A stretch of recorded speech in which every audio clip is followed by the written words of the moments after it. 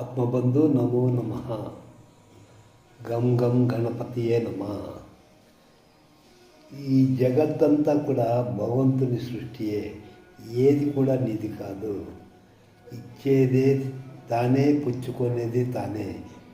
ఈ విధమైన త్యాగభావమును మీరు పెంచుకున్నప్పుడు మమకారం అనేది మీలో తగ్గిపోతుంది. బ్యాంకు క్యాషియర్ వద్ద లక్ష కొలది డబ్బులు ఉంటుంది, కానీ దానికి తాను యజమాని కాదు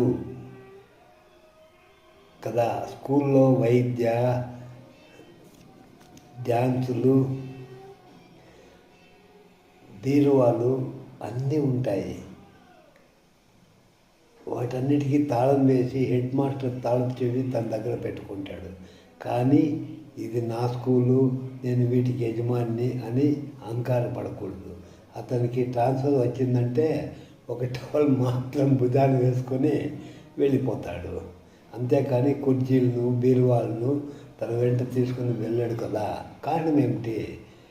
హక్కు ఉన్నంత వరకు వాటిని ఉపయోగించుకునే అధికారం తనకు ఉన్నది, కానీ అవి తనవి కాదు. మనం ఈ జగత్తును కూడా అదే విధంగా ఉపయోగించుకోవాలి. ఇవి ఏవి నీవి కావు. ఇదంతా భగవంతుడి సొత్తు.